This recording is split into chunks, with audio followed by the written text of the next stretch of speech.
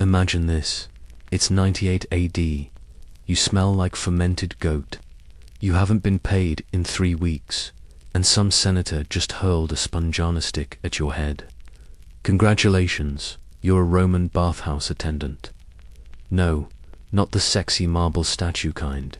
The real kind. The one scrubbing aristocratic armpits and playing guess that rash before lunch. And no, you don't get a toga. You get boils. History likes to glorify emperors and blood-soaked battles. But this is the soggy, slippery, strangely fascinating underbelly of ancient Rome, the part they don't carve into triumphal arches. Welcome to the warm, steamy nightmare of Roman hygiene, still here. Then lather up, hit that subscribe like it's a cursed Roman artifact, and let's scrub away history's glamorous lies, one sweaty footbath at a time. Let's begin with something the history books rarely capture, the smell, ancient Rome, jewel of the empire, conqueror of continents, mother of mosaics, also happened to reek like a goat who lost a bet. Sure, we imagine temples gleaming under Mediterranean sun, togas billowing in the breeze, and marble statues brooding into the distance. But unless you're envisioning all of that under a thick fog of bow, sewage steam, and fish guts slowly fermenting, under the summer sun, you're not quite there yet. Let's paint the scene. Close your eyes. Now imagine the worst subway platform you've ever stood on. Slap a dead rat in each corner. Add the faint tints of armpit-scented olive oil, and turn the temperature up to a balmy 94 degrees Fahrenheit. Welcome to Rome, 98 AD. You're standing in the beating heart of civilization, and it stinks. Why? Because sanitation was a vibe, not a science. Sure, they had sewers. The Cloaca Maxima, or Great Sewer, was one of Rome's most impressive feats of engineering. It's still there, by the way. Still doing its thing. But back then, the cloaca was less a miracle of public health, and more a raging underground river of everything Rome had to offer. Urine, feces, dishwater, the occasional cursed artifact, and if rumor is to be believed, 1 or 2 former emperors, in pieces. This marvel of Roman engineering dumped straight into the Tiber River. That same Tiber, yeah, that was also where people fished, washed their clothes, and sometimes baptized their children. Holy water with a side of hepatitis. Let that sink in, but it wasn't just the rivers. The streets were alive with smells, and not metaphorically. Rome had open gutters, and the charming Roman tradition of defenestration, which is a fancy way of saying, chuck your poop out the window. If you were an unlucky pleb walking home from work, you might end up with more than pigeon droppings on your tunic. Then there were the latrines. Ah yes, public toilets, communal experiences where strangers bonded over bowel movements. Picture a long stone bench with evenly spaced holes, no dividers, and a sponge on a stick shared by all. It wasn't just a hygiene issue, it was a test of social stamina. You haven't truly known awkwardness until you've tried to make small talk with a centurion while reaching for the same but dash sponge. Naturally, this led to some olfactory challenges. The elite, of course, had ways of coping. Perfumed oils, garlands of herbs, even aromatic pastilles shoved into nose. Wealthy Roman women reportedly carried sachets of lavender and mint, not because it was fashionable, but because entering the street without one was an act of nasal suicide. Even the temples, places of piety and philosophical pondering, couldn't escape the smell. Incense. Yes, to honor the gods, partly, but mostly to mask the reek of thousands of unwashed feet, spilled blood from sacrificed goats, and the general human musk of an empire whose deodorant technology hadn't quite caught up with its road building. And don't think the bathhouses fixed all this. No. The bathhouses were part of the problem. Imagine hundreds of men sweating together in tight rooms, heated by a roaring furnace below the floor. No ventilation, lots of body hair, minimal supervision. They weren't so much bathing as steeping, like human tea bags in a soup of bacteria and crushed dreams. And then, of course, someone had to clean the bathhouses. Someone had to mop the marble, scrape the walls, fish out the unmentionables, clogging the frigidarium drains. Spoiler alert, it wasn't the senator's. Before we meet him, our brave, boil-ridden bathhouse attendant, let's take one last stroll through Roman infrastructure. This is important. Rome worked because water moved from mountain springs to aqueducts, to fountains, to homes, and eventually back out again in a swirling ballet of hydraulic ambition. The aqueducts, elegant stone channels winding for miles across hills and valleys, were more than architecture. They were arteries. Without them, the city would dry up, literally, but they weren't perfect. Pipes leaked, reservoirs overflowed. Sometimes a stray goat would wander in and turn a pristine cistern into a bloated goat jacuzzi. Nature always found a way, and what water didn't carry, the Vespasians handled. These were Rome's public urinals, little alleys or stone cubbies where citizens could relieve themselves with dignity, or at least plausible deniability. The best part, the urine was collected, not wasted. No, that ammonia-rich nectar was used in fulling the ancient Roman art of cleaning togas with, essentially, pee. The same togas worn to Senate meetings and family dinners. So yes, the entire empire was running on a perpetual cycle of sewage and self-delusion. But it worked. Rome endured.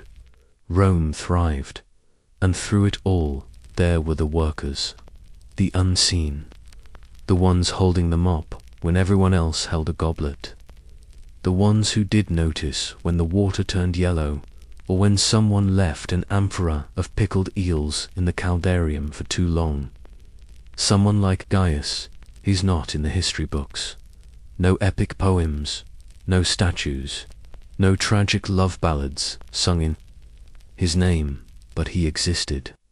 And he scrubbed because, in the grand, stinking, glorious mess that was Rome, someone had to clean it.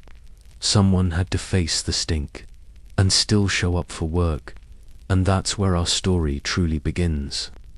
If you woke up in ancient Rome hoping to be anyone, a general, a sculptor, a philosopher, whispering into the ears of emperors, you'd probably not choose Gaius.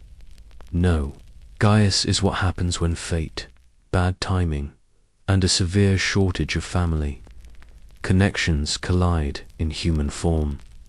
He's not a warrior. He's not a poet. He's not even the guy who sells goat cheese with a wink and a discount behind the forum. He's a bathhouse attendant, which is sort of like being a janitor, a nurse, a bouncer, and a punching bag, all wrapped in one slightly moldy tunic. And today, like every day, Gaius wakes up sore. The mattress is just hay. Not like the sweet countryside hay that smells of sunshine and oxen. No, this is city hay. Hay that's been stepped on, slept in, and probably urinated on by a passing cat. He stretches. Something cracks in his back. He winces. That's how he knows he's still alive. His room, if you can call it that, is wedged between a tavern and a dye shop in the Subura district. Subura is the kind of neighborhood where the smell of wine never quite masks the smell of piss. And your neighbors either work in politics, ... or run a brothel, or both. Honestly, it's hard to tell. The first thing Gaius sees each morning is a crack in the ceiling. A little crack that looks sort of like a dolphin if you squint. It leaks when it rains. But today it's dry, a small victory. He shuffles out onto the alleyway, adjusting the strap of his sandals, which are held together by a prayer and a bent nail. Outside, a cat glares at him with the kind of disdain that only Roman Street cats possess. He nods at it like they've struck an unspoken truce. They have. On his way to work, Gaius dodges the usual obstacles. A sleeping beggar, a broken amphora spilling something that used to be olives, and a group of youths who fancy themselves gladiators in training. One swings a stick at a pigeon and nearly takes out a merchant's stand. Gaius doesn't flinch. This is normal. If you flinch, you lose. As he rounds the corner near the Forum, he spots an advertisement scratched onto a wall. Something about a new play at the theatre, or a missing goat. It's hard to tell. Roman graffiti is an art form, but not one based in clarity. Then he reaches it. The Thermae of Titus, one of the smaller public bathhouses, but still respectable. Marble columns, a painted frieze that's only been defaced. Twice the door creaks open like a reluctant tomb. Inside, the air is thick with yesterday. The caldarium still holds onto the heat from the previous night, and the faint smell of sweat lingers like a bad memory. It's still too early for patrons. The elite don't rise before midday, unless something needs conquering, but the bathhouse itself is already alive, or at least groaning. Gaius checks the oil jars. Lowe checks the soap trays. Crusted. He sighs. Another delivery missed. Probably rerouted by a bribe or a board official. That means he'll have to make do again with the weird lumpy soap that smells vaguely of vinegar and regret. He drags the mop across the main hall, listening to it squeak like a dying mouse. Every sound echoes off the tiled walls.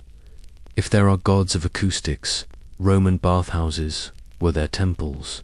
Mid-mop, he finds it. A sandal, one single sandal, abandoned, soaked, and somehow still steaming.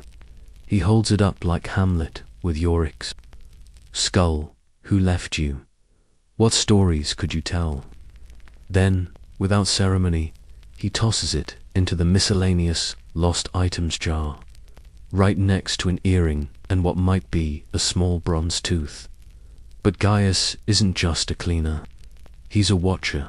He knows who bathes where, who insists on extra oil, who flirts with the masseuse, who pretends not to look. He knows who enters with friends and exits alone, and he knows who tips rare and who complains constant. He knows the regulars, like Lucius, the merchant who swears he invented towels, or Mapeka, the widow who bathes every third day, never speaks, and smells faintly of honey. Gaius sees them all. They don't see him. Not really. He's part of the furniture, warm, tired furniture with sore feet. He doesn't mind. Not usually, because there's something sacred here. Not in the marble, or the statues, or the oily water that always seems to swirl in lazy spirals. No, the sacredness is in the ritual. The repetition, the way people shed their armor here figuratively, if not literally. How senators become just sweaty old men, and philosophers mutter to themselves as they towel their knees. This is Rome, stripped down, in every sense, and Gaius, unwilling attendant that he is part of that rhythm. He once dreamed of being something else. Maybe a charioteer, or a baker with his own shop and 3 full shelves of bread. But dreams are for people with time and teeth. Gaius has neither. What he has is routine, structure, a place to be, even if that place is ankle-deep in tepid water and discarded loo farce. as the sun creeps higher and the first shadows dance across the floor. Gaius takes a deep breath. It smells like rust and lemon oil. Not terrible, not good, just ... Roman. He ties his sash, picks up the towel bundle, prepares himself for another day of scrubbing Rome's sins off its skin, and just before the doors open, he mutters to himself, not a prayer, not a curse, just a whisper, let's get this over with. By the time the sun begins to consider its climb over the terracotta rooftops of Rome, Gaius is already sweating. Not because of the heat, although, let's be clear, it's already approaching armpit of Vulcan levels of warmth, but because today is furnace duty. Again, the hypercost. Rome's greatest contribution to heated floors and working-class heatstroke doesn't run itself. Beneath the bathhouse lies a labyrinth of brick pillars, soot, fire, and ancient curses. Someone has to go down there and coax the flames like a nervous horse. Someone has to shovel the wood, monitor the pressure, and pray to whatever minor gods. Oversee thermal consistency. That someone, once again, is Gaius. He ducks through a side hatch behind the frigidarium, clutching a rusted lamp and muttering under his breath. The staircase is damp. The air shifts, warmer, close, like breathing through an old sock. The furnace hums below, alive and hungry. Its maw gapes wide, a blistering stone oven belching heat and judgment. Gaius shovels in a mix of cypress logs and scraps from the nearby carpenter's guild. It catches quickly. He backs away as the smoke curls upward and disappears into the clay flues overhead. It's easy to forget, standing in a bathhouse full of gossiping senators and preening poets, that all this elegance rides on the backs of men like him. Quite literally, without the furnace, the water doesn't heat. Without hot water, there are no calderia, no steam, no status rituals masquerading as hygiene. There's just cold marble and disappointed patricians, and you do not want disappointed patricians. They write complaints in verse. Back above ground, Gaius emerges, soot-streaked and coughing, only to be greeted by another beloved morning ritual, checking the oil stores.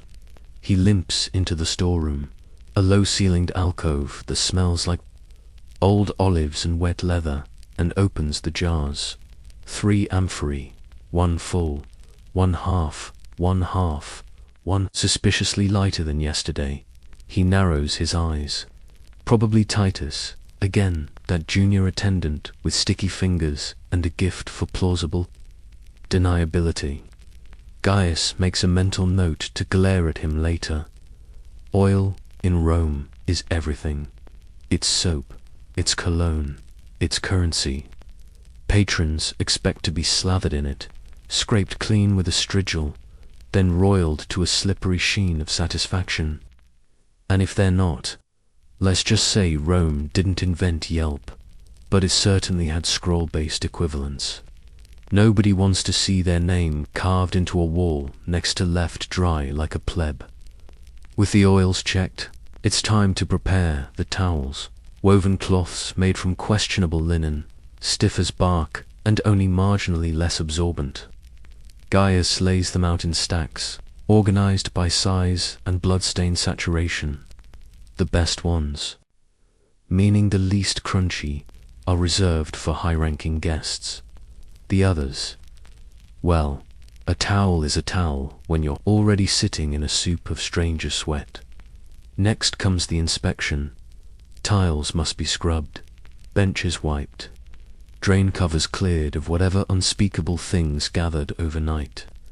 Gaius finds one clogged with hair, one with a silver bracelet score, and one containing what might be a mummified fig. He doesn't ask questions, just scoops and moves on. Then there's the vomitor, IUM. Now, contrary to popular misconception, The vomitorium wasn't actually a place to puke. It was an exit corridor designed to spew forth crowds from theaters and coliseums. But that doesn't mean people didn't puke elsewhere. And guess what? Sometimes they chose here, especially after feasting or when political arguments got too heated in the TEPIDARIUM. So yes, there is a room. And yes, today it smells ... active. AIUS opens the door, immediately regrets it. Inside, a splash of reddish-brown tragedy has been artistically distributed across the mosaic floor. At the center, a half-digested fig and the remains of what was probably a pomegranate. On the wall, the beginnings of a message written in ... No, let's not think about what it's written in. He sighs, fetches the vinegar bucket, and begins to scrub. This is the job. Not the glamorous, cultured spa of Roman wellness experience that the travel scrolls promise. It's labor. Quiet, anonymous, back-breaking labor. And it happens every morning before the elite arrive in their perfumed litters, before the air thickens with incense and hot air and debate over Cicero's latest rhetorical disaster. Still, there's a strange peace to it. Before the chaos begins, the baths are hushed. Just the sound of water trickling, furnaces rumbling in his own breath. The marble is cold to the touch. Shadows stretch long. Even the statues, carved gods and muscled warriors, look contemplative in the morning light. GAIUS pauses by one, a depiction of Hercules wrestling a lion. Muscles tensed, expression smug. You ever clean up after a senator's foot fungus? He mutters to it. Hercules says nothing. Show dash off. He moves on to the sudatorium, the sweat room. It needs extra attention today. One of the senators had let's call it a reaction to the eucalyptus steam last week. Gaius swears the tiles still smell faintly of panic and sandalwood. By now, his tunic clings damply to his back, his arms ache, and still the sun has barely risen. There's just one last thing before the doors open.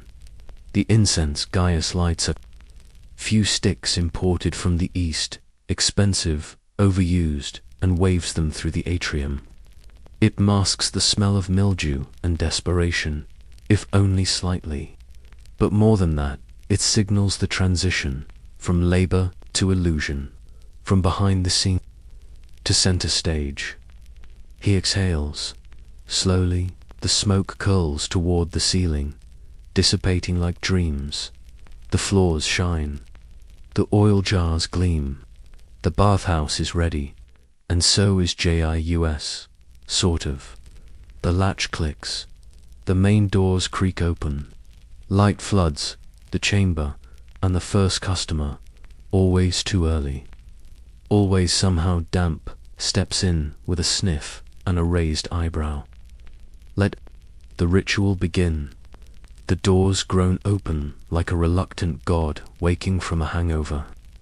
A shaft of sunlight slices through the atrium, illuminating the steam-dusted floor like a celestial spotlight.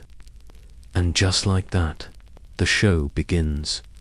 GAIUS barely has time to adjust his tunic before the first wave crashes in. A trio of self-proclaimed philosophers whose combined knowledge could probably fill a single wax tablet. One of them, Lucifer, insists he bathes better when reciting lines from Seneca, loudly and incorrectly. Another demands oil from Gaul only, as if his pores can distinguish continental origin.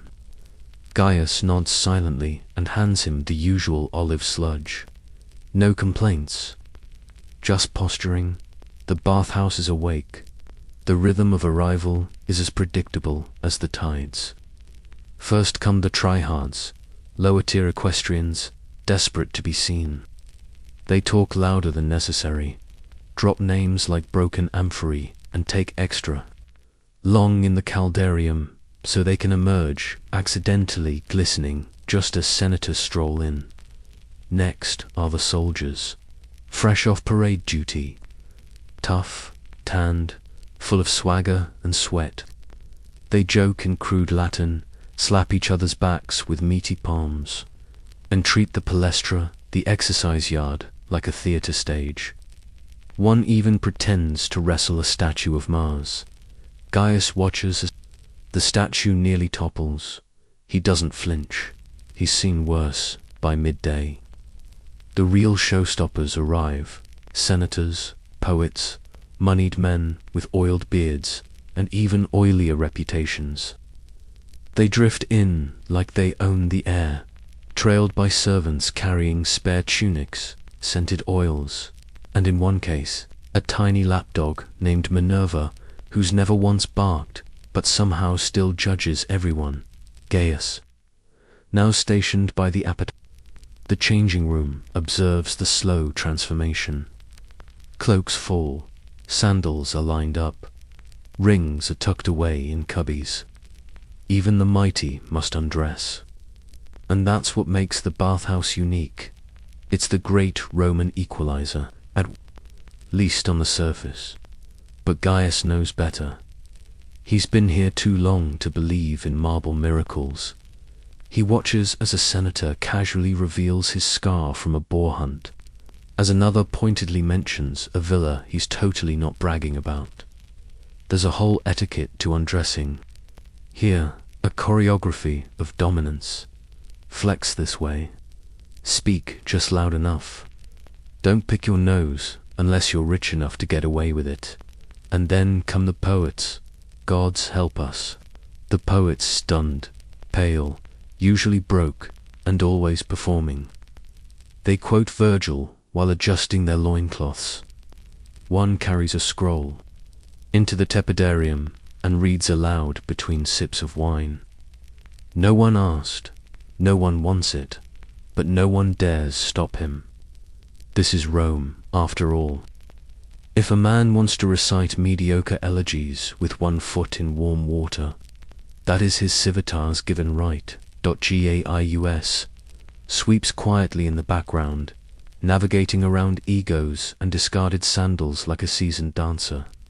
He's invisible until something goes wrong, which of course it does. A sharp whistle echoes through the caldarium. Gaius stiffens. That whistle means trouble. He arrives to find 2 men, both draped in arrogance and nothing else, arguing over a stolen strigil. Gaius knows it's not stolen. It's under the bench, slightly covered by a towel, but admitting that would rob them of their drama, so he waits, watches, lets them bark and posture. Eventually, one storms off. Gaius picks up the strigil, hands it back to its rightful owner without a word, and is rewarded with a nod, the Roman equivalent of a standing ovation. Moments like these, they're part of the performance, because Roman bathhouses weren't just about hygiene. They were about theatre, about being seen. Cleanliness was only half the goal. The rest was political, social, personal. Every conversation was a test. Every interaction a potential alliance or enemy. Gaius once overheard a senator arrange a marriage, broker a grain deal, and threaten a rival, all while submerged in oil up to his nipples. That's power and moisture. There are rules, of course. Don't bring food. Don't insult the ellipsis slaves. Don't stare too long at anyone's. Domos, Maximus. Unless invited. And always, always tip. If someone scrapes your back and your feet, especially if you've been in the fields, especially if you have the kind of calluses that tell sad, crusty stories. But even in this sacred space of heat and half-naked diplomacy, there are those who go too far. Take Claudius Maximus, rich, loud, regular. Today, he's in a mood. He complains that the water isn't hot enough, that the steam smells too herbal, that the marble feels less marble-y than last week. Gaius smiles, nods. Internally screams. Claudius snaps his fingers. A universal Roman signal for I'm about to say something demeaning. Gaius braces. I want the good oil today. None of that vinegar-smelling nonsense. Gaius fetches the same oil he uses for everyone, hands it over with the practiced expression of someone who's watched 12 different emperors declare themselves divine. Claudius doesn't notice. Of course he doesn't. He's too busy monologuing about his upcoming visit to Baiae, where the elite go to outpretend each other in luxury. You simply haven't lived until you've bathed in goat milk, he says, while scratching something that probably needs a physician. But Gaius isn't listening anymore, because through the steam, something changes. A hush falls over the frigidarium. Heads turn. Even Minerva, the dog, lifts her nose. Someone important has entered. Not just important, powerful. The kind of powerful that makes senators adjust their posture and poets stop reciting mid-sonnet. Gaius recognizes him immediately. Marcus Primus, not the philosopher, emperor, not yet, but a cousin to the emperor himself. And known for being ... particular. He walks in without fanfare, but the room shifts around him like fish scattering from a shark. He glances around, eyes cold, calculating, then lifts one finger. Attendant. Gaius steps forward. Marcus smiles. A tight, unsettling thing. I require a private steam, the good herbs, and make sure no one disturbs me. Gaius nods, begins to prepare the laconicum, the dry heat room reserved for very serious men. But his stomach turns, because whenever Marcus Primus shows up, someone gets fired, or bruised, or quietly vanishes, and today Gaius has the keys.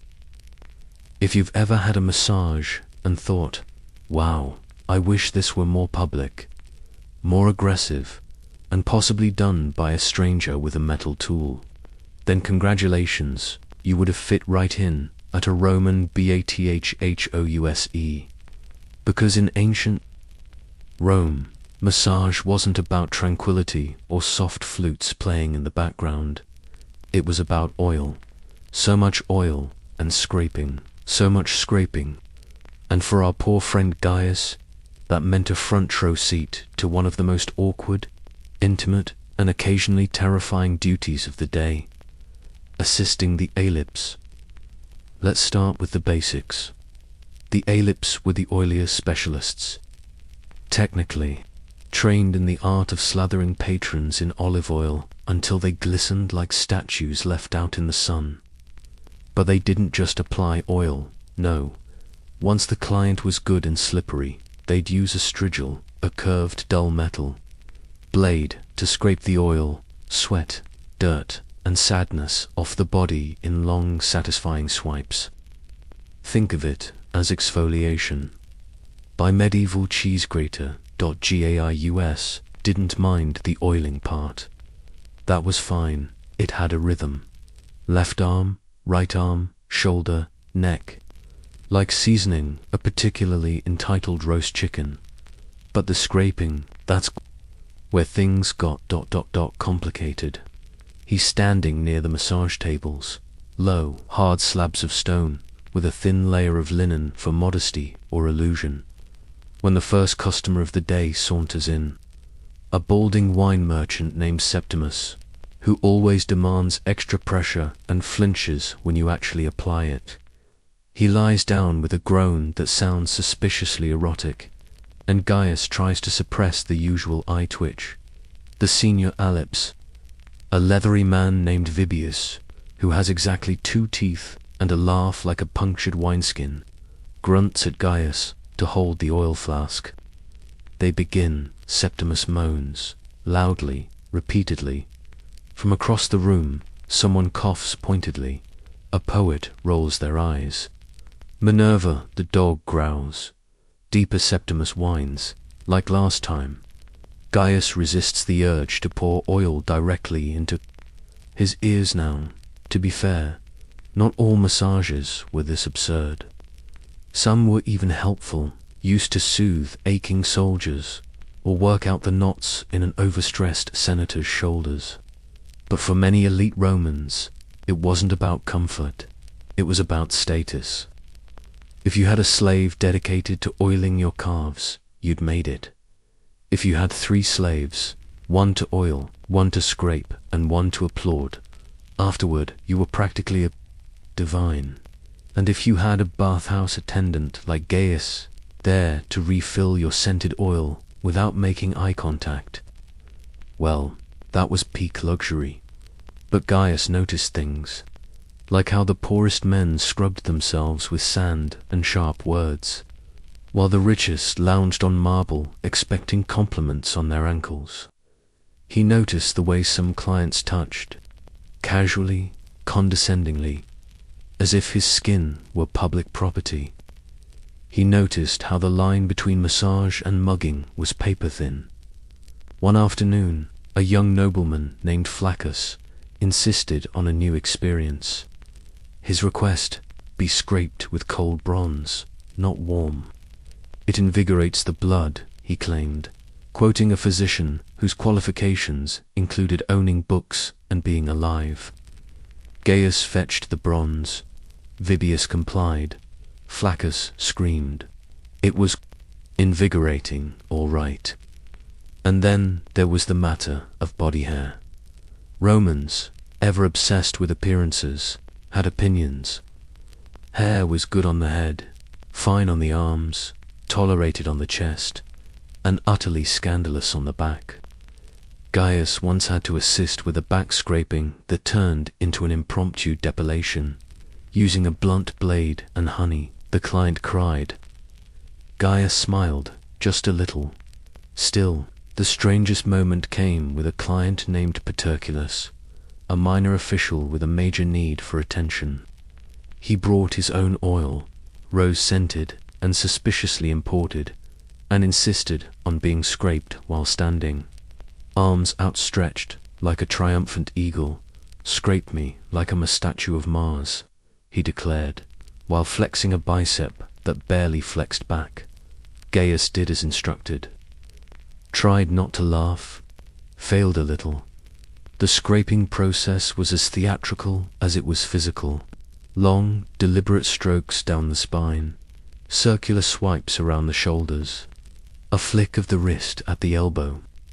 Each strigil pass collected a grimy cocktail of oil, dead skin, sweat, and whatever mystery substance the client had picked up in the latrine.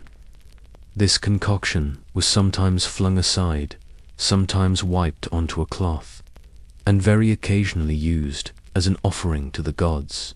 That's right. Some Romans believed bodily oils had spiritual power.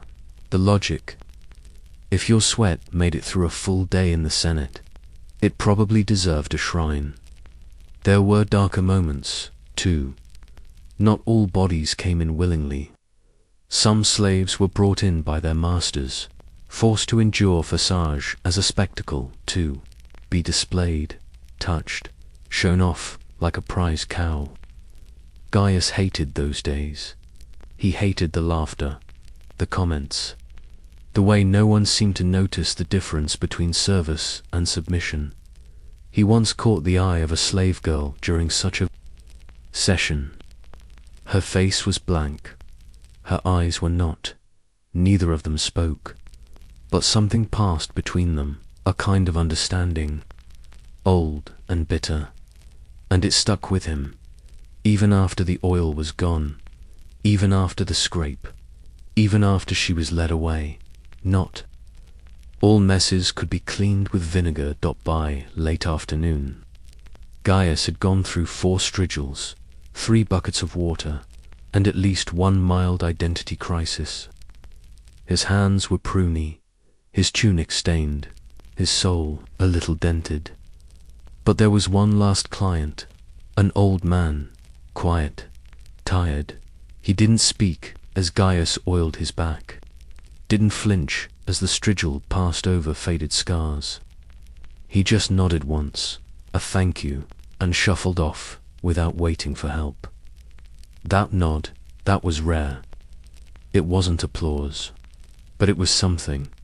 And in a world where bodies were currency, and touch could be both comfort and control, it meant more than Gaius could say.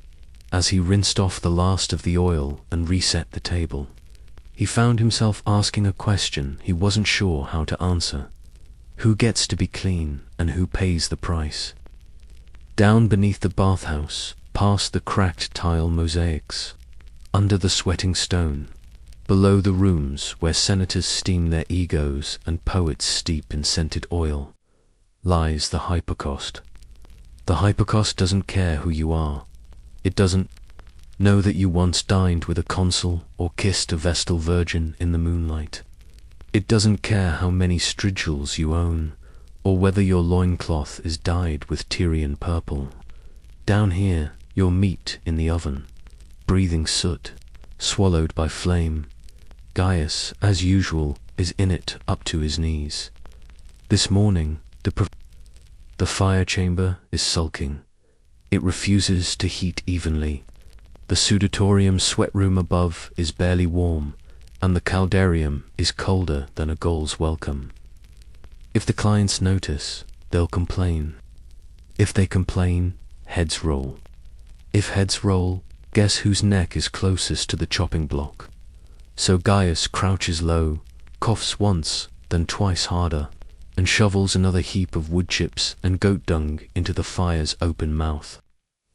A cough echoes behind him, not his own, and he turns to find Titus, the junior attendant, holding a cracked water jug and looking about as useful as a sponge in a sword fight.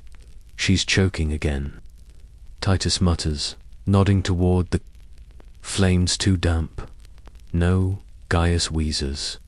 Too angry. The furnace, like many ancient Roman things, works when it wants to.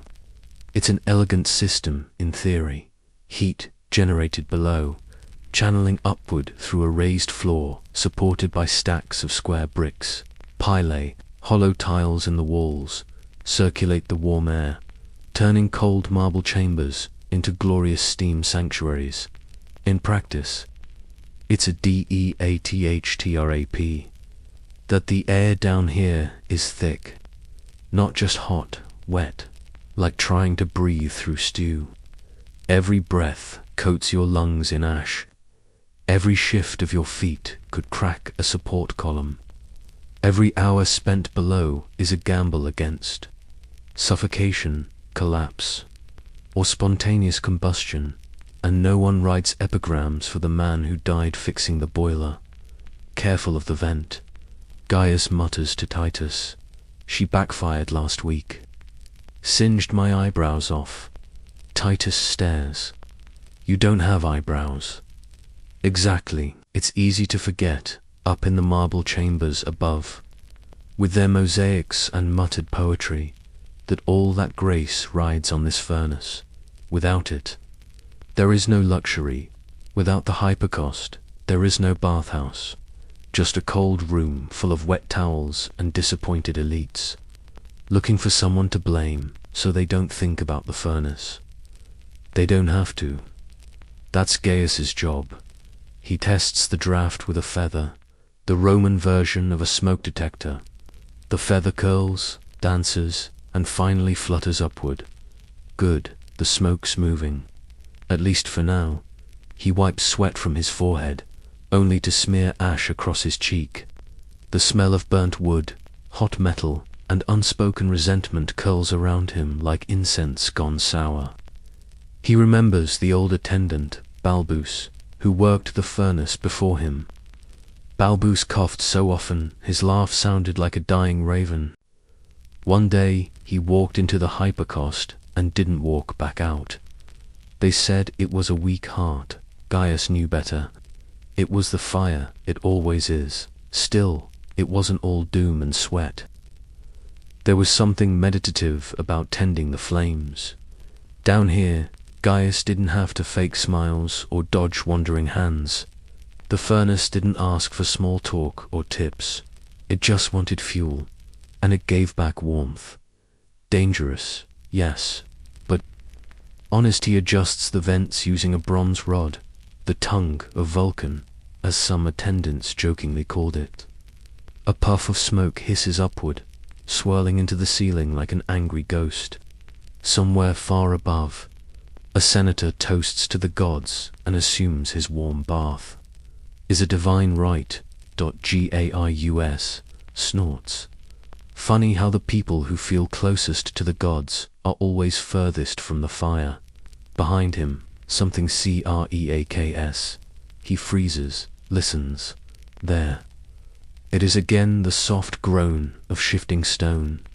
He glances at the pile, the support bricks holding up the entire floor above. One is cracked, hairline but long, the kind of crack that has opinions. Don't touch it, he says to Titus. Without looking, Titus is already 2 steps back. You think it ill, it will, if you breathe too hard. Gaius motions toward the exit. Go upstairs. Say nothing. I'll deal with it. Titus hesitates, then bolts.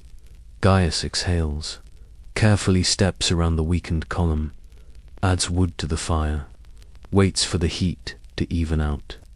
Prays to a god he doesn't believe in, or maybe it's just habit. The lines blurred down here. Minutes pass. The furnace groans, then quiets. The flame settles into a steady, low roar. The cracked column holds. For now, he leans back against the stone wall, closes his eyes. His skin steams. His chest rises slow. He thinks of Balbus.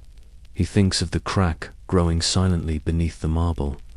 He thinks of how many emperors will bathe, boast, conquer, and die, never knowing the names of the men who stoked their fires.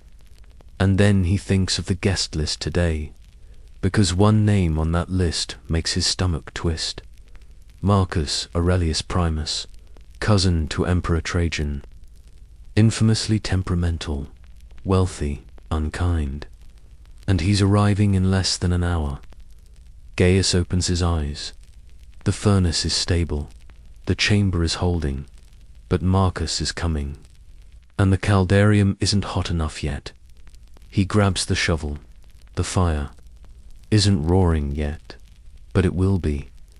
The trouble with being important in Rome isn't that people envy you. It's that everyone notices your toes.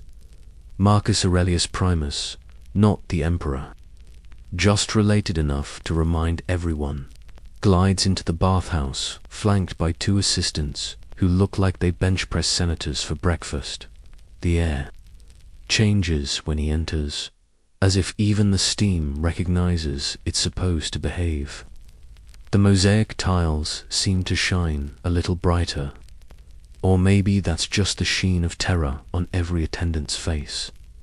Gaius stands straighter than he has in months, holding a fresh towel and a flask of the good oil. Same as the bad oil, but poured with trembling hands and a promise to the gods that this time nothing will go wrong. Marcus' gaze skims over the staff as if choosing which one to ruin for sport. He selects Gaius with the casual indifference of a man picking a grape from a pile. Attendant, private steam, no interruptions. His voice is smooth, quiet, and every syllable bristles with the power to wreck a life before lunch. Gaius, bows. He leads Marcus through the tepidarium and into the laconicum, that sweltering dry heat sanctuary reserved for guests whose egos need as much warming as their joints. The marble here is whiter, the benches less chipped. Even the air seems filtered. Less peasantry, more perfumery. Marcus sits. He slides off his sandals, and Gaius, practiced and polite, averts his gaze. But not before he sees it, there boldly colonizing the imperial little toe. A patch of fungus, heroic and thriving. It looks like something the army might need to lay siege to. It is a thing of horror and fascination, the sort of problem that, should you acknowledge it, could have you reassigned to sewer duty faster than you can say. Antonius athlete's foot. Gaius pretends not to see, but Marcus knows. Oh, he knows. He fixes Gaius with a stare. Oil gently. The subtext: apply oil to my feet without so much as flinching, or else. The sort of test only given to people you have no intention of respecting. Gaius kneels. He pours a careful stream of oil, steady as a surgeon, onto the imperial foot. The fungus winks up at him, an enemy with no fear of swords or status. For a long moment, Gaius feels the room shrank, all his existence reduced to one fungal-laced toe and the whispery sound of oil trickling onto skin. Marcus leans back, watching for the tiniest flicker of disgust. Gaius gives him nothing. Years of practice, of swallowing back the urge to gag at strangers' warts. Come in handy, you must be new, Marcus says softly. No, Dominus, Gaius replies. Eyes on the floor. You look... replaceable. A pause. Marcus smiles. A thin, wintry smile, and for a moment Gaius is sure he's about to be dismissed. Or worse. But Marcus doesn't dismiss him. Instead, he begins to talk, low and casual, about a senator's plot to block the latest aqueduct, about the price of grain, about the emperor's latest excess. Gossip, weaponized by boredom. Gaius nods at the right places, feigning interest, wondering how many people have met their end for not laughing at Marcus's jokes. It's a political dance. The stakes are invisible, but real. All the while, Marcus's toes rest in Gaius's hands, as if daring him to betray a hint of judgment. A knock at the door. One of Marcus's hulking assistants pokes in. The senator is waiting. Marcus waves him away with a flicker of a frown. I am not finished. He turns back to Gaius. Ever wonder what happens to attendants who eavesdrop? Gaius meets his eyes, careful, unreadable. No, Dominus. I am very good at not hearing. Marcus laughs, not kindly. See that you remain so. Outside, the bathhouse hums with oblivious activity. Inside, time slows to the drip of oil, the hiss of steam, the sticky hush of power flexed in silence. Minutes pass. Marcus's stories grow stranger. He describes a neighbor who trains sparrows to deliver messages, then accuses them of being spies. He says he once swam with dolphins, though no one believes him. Every tale is a test. Will you laugh? Will you wince? Will you dare to look away from the toes? Gaius passes each one, blank as a fresh wax tablet. Finally, Marcus sighs, stands, and slips his fungus-shrouded foot back into its sandal.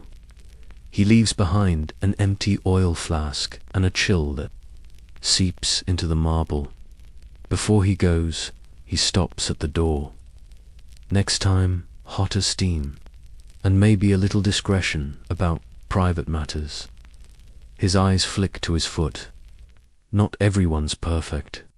Gaius bows again, careful not to show relief, careful not to smile. Marcus is gone. The room exhales. Gaius feels his hands tremble for the first time all day. It's a weird thing, witnessing so much power in such an undignified package. In Rome, Even the highest born can be felled by a fungus. In Rome, discretion is survival. He straightens, collects the flask, and wipes away the lingering scent of imperial feet. Above, laughter floats through the steam, but down here, Gaius is still caught in the wake of privilege and paranoia. And outside the door, the line of clients is growing, each with their own requests, each with their own secrets. But now, Gaius has one more to carry, and a whole shift left to go. There are whispers that Roman bathhouses were where the empire's true business was done. Forget the Senate.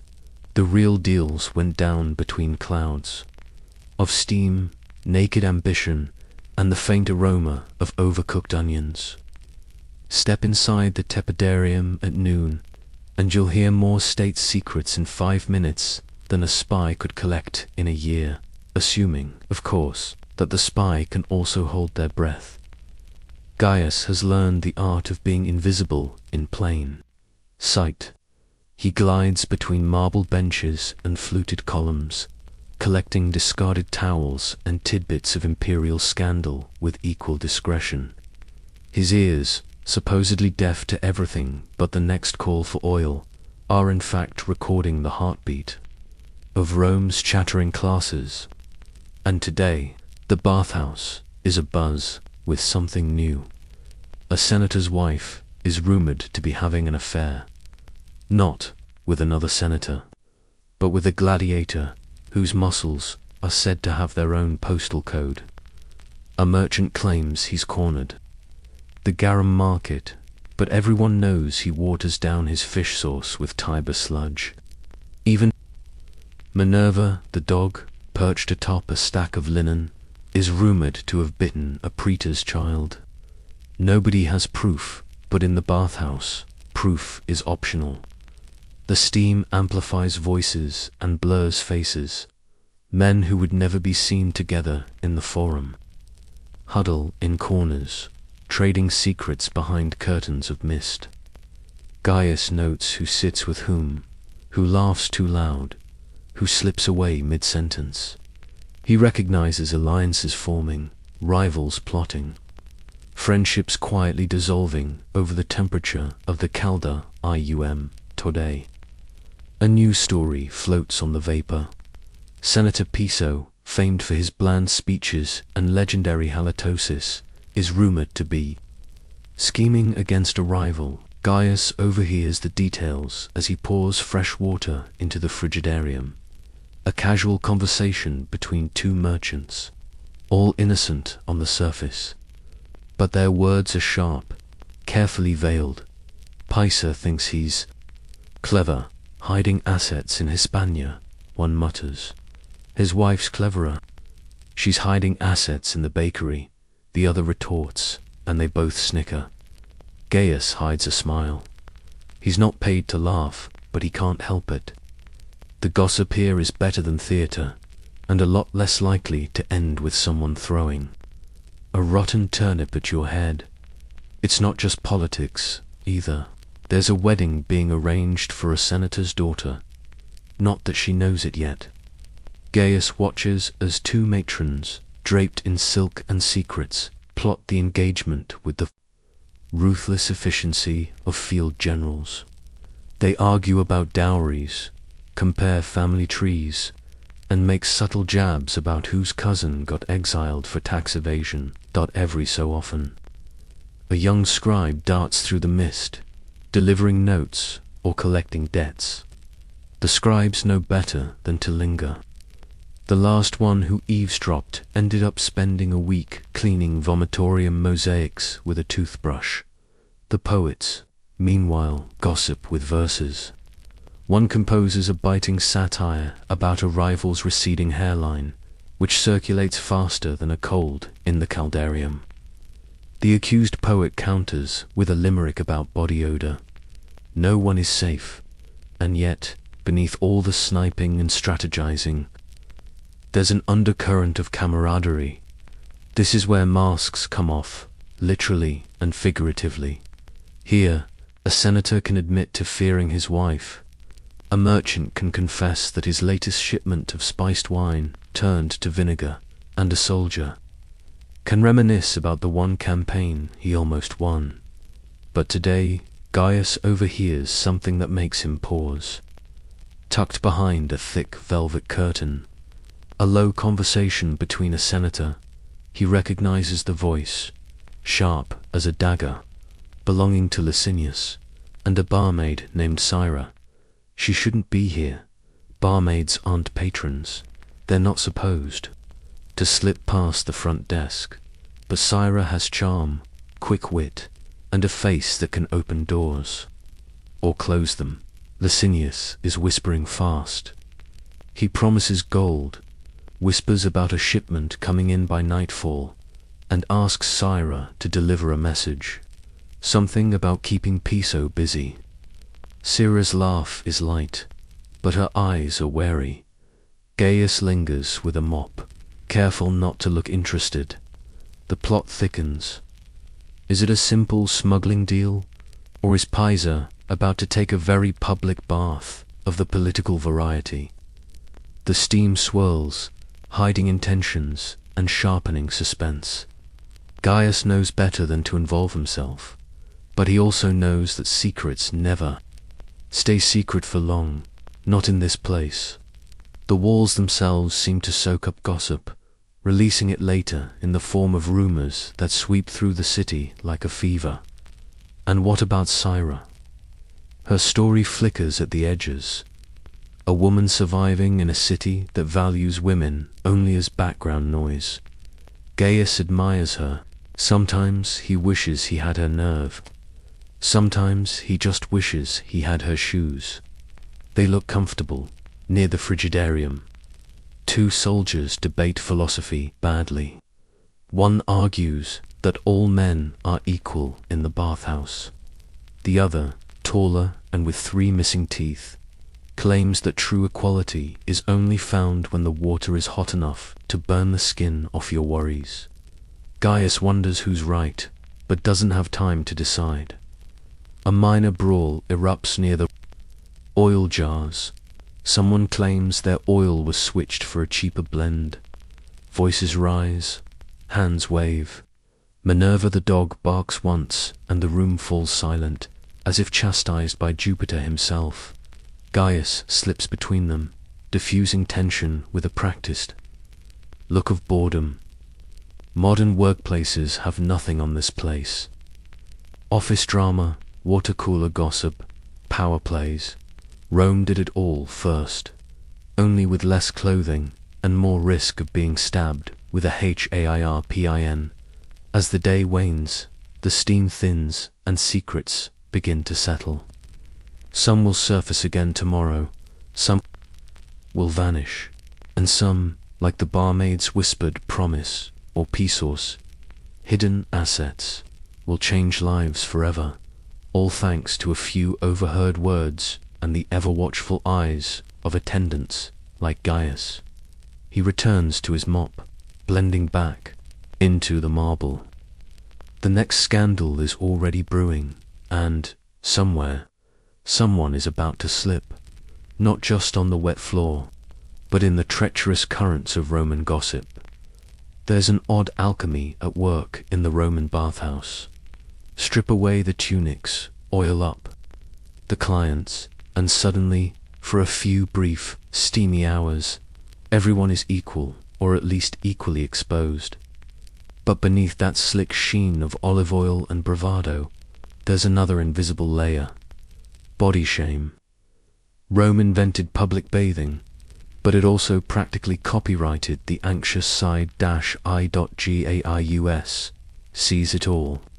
The parade of bodies, all shapes and states, shuffling from apoditerium to caldarium, each carrying the invisible baggage of Roman ideals.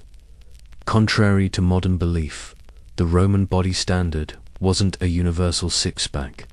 The ideal male was strong, but not brutish, muscular, but not muscle-bound, hairy in the right places, hello, forearms, smooth in the wrong ones, goodbye, back fuzz. Pale skin was in vogue, unless you were a soldier, in which case, scars were the ultimate accessory, the ancient world's answer to a Patagonia sticker on your sembled care. In the women's baths, the standards ran even more contradictory. Plump was healthy, but not to plump. Pale was lovely, but not corpse-like. Hair, well, let's just say the Roman beauty industry thrived on plucking, scraping, and inventing waxes that would terrify modern dermatologists. Yet, the bathhouse had a way of magnifying insecurities. Gaius, never destined for marble statuary, stands unnoticed by his peers and unremembered by the patrons. The bathhouse is a theatre, and he's not even the chorus, just the guy sweeping the stage when the actors are done. He watches the young soldier flex at the water's edge, sneaking glances to see if anyone is impressed they're not. He sees the senator sucking in his stomach as he walks from the frigidarium, only to let it all hang loose once submerged in steam. And he notices the ones who try not to be noticed at all, the quiet men who slip in and out quickly, the older women who linger in the shadows, the young girls who pretend not to care while their mothers fuss over their posture. Gaius can't help but compare. He's short, wiry, his skin a map of minor burns and long-healed boils. His hair is patchy, a casualty of either fate or furnace smoke, and his arms bear the permanent stain of cheap oil. Standing amidst the procession of sculpted torsos and pampered limbs, he fades into the mosaic, part of the background noise of splashing and idle banter. There's one client, a regular named Marcus Livius, who is both envied and pitied for his classical proportions, broad shoulders, narrow hips, a chin that could chisel granite. Women giggle when he walks by. Men nudge each other and mutter half-hearted jokes. But even Marcus has his ritual. He checks his reflection in the polished bronze, pinches his belly, and glances furtively at anyone with better calves. Body anxiety is contagious. It floats in the steam, invisible but palpable, settling on every bather like a second towel. One day, a group of young men enter the baths, laughing too loudly and roughhousing in the tepidarium. One slips and falls, nothing bruised but his ego, and suddenly the laughter turns inward. They tease each other about scrawny legs, crooked toes, a mole that looks like the map of Gaul. Even in a space meant for washing away the world finds its way in. Gaius observes it all. He thinks back to the stories he heard as a child of God sculpted in perfection, of emperors adored for their athletic grace. None of those stories featured someone like him. No one writes epics about the man who clears the drains. Sometimes, late at night, when the baths are empty and the only sounds are the drip of cooling water and the distant city dogs howling, Gaius stands before the mirror. He stares, searches for something heroic in his own tired reflection. There is none, but he does see endurance. He sees hands that have survived blisters and burns, a back that has carried buckets and secrets, eyes that have learned to find dignity where Rome never looked. He remembers a brief, silent exchange with an old woman, a slave, perhaps, or just poor. She'd handed him a coin, looked him straight in the eye, and smiled. No words, just a shared understanding. We survive. That's enough. Still, the endless parade of ideal bodies makes him ache with a quiet resentment. He wishes, sometimes, that he could be one of those marble men, frozen in time, never sweating, never judged for a patch of missing hair or a crooked nose. He knows it's fantasy. Statues crack to dot as he mops the floor near the apoditerium, He overhears two women comparing birthmarks. One says hers looks like Venus, the other claims Jupiter, and Gaius stifles a laugh. There's a comfort in there. Banter, a reminder that everyone, even in this city of gods and legends, is just a body trying to be enough. He wonders, what does it mean to feel invisible in a place designed for spectacle? To be the one who sees, but is never seen. By the end of the day, as the last of the bathers slip away and silence settles over the marble, Gaius lets his guard down. He sits at the edge of the naustal caldarium, feet dangling in tepid water, feeling both envy and relief. Envy for those who can be admired. Relief that, at least here, no one looks at him long enough to judge.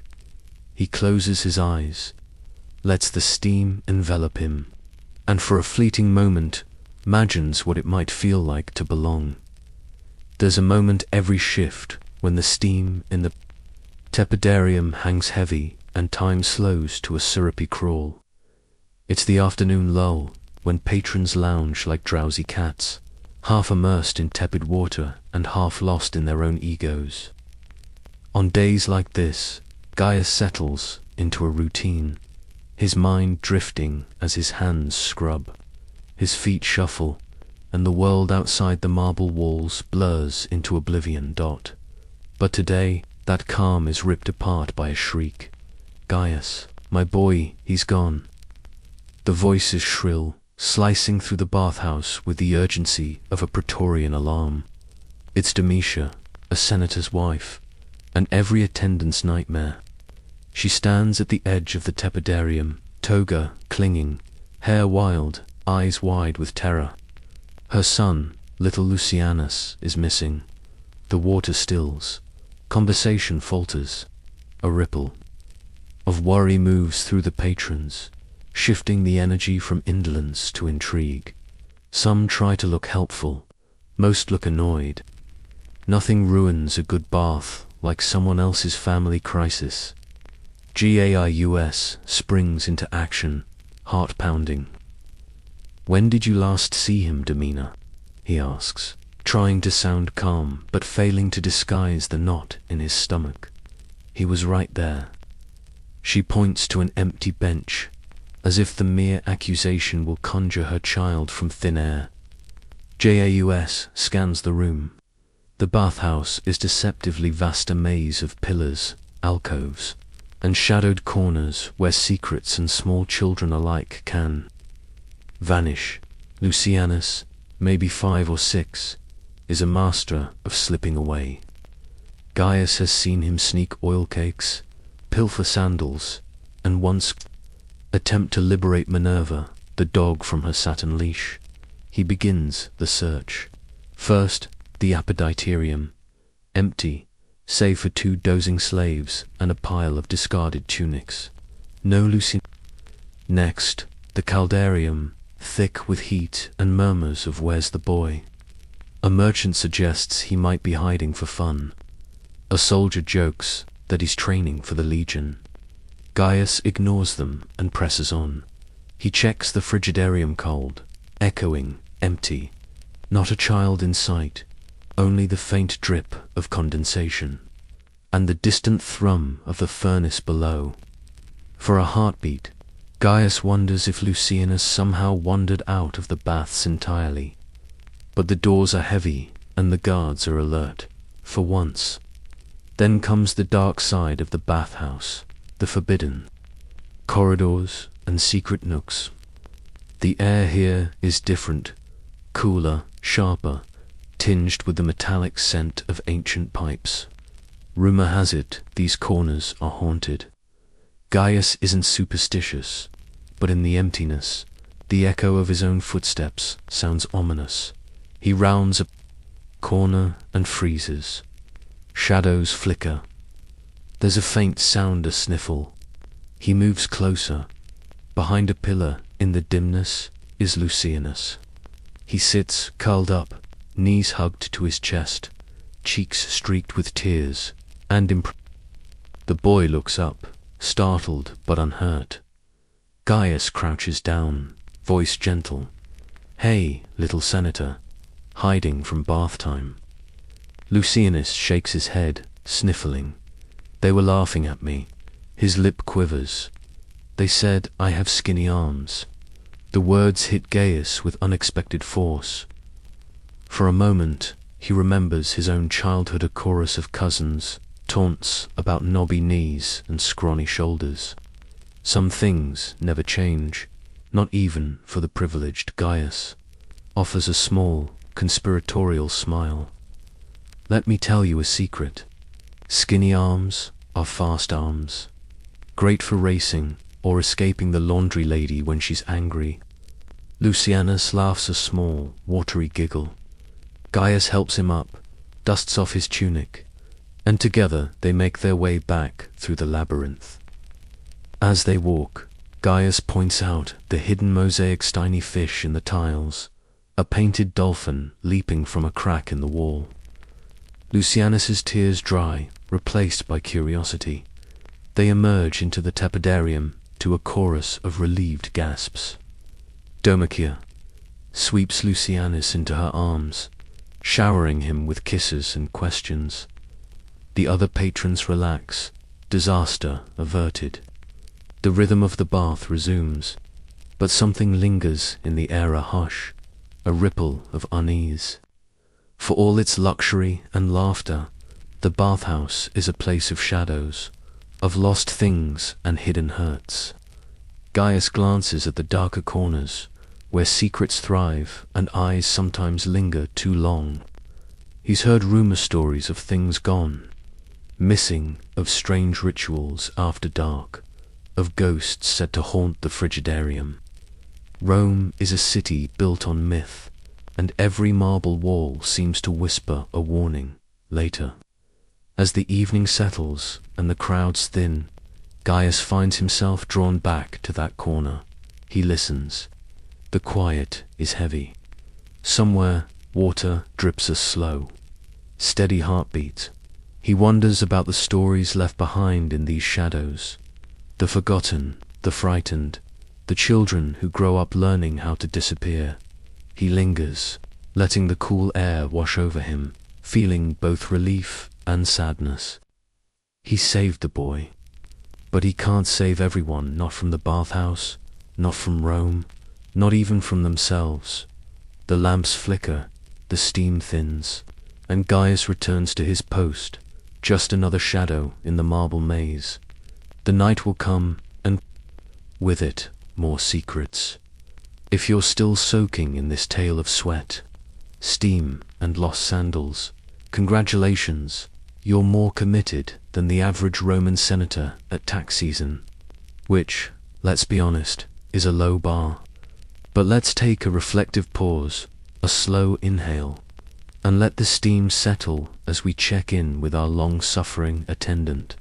By this point in the day, Gaius has scrubbed marble until his hands are raw, wrangled lost children, survived a brush with imperial foot fungus, and overheard enough secrets to launch 3 minor scandals.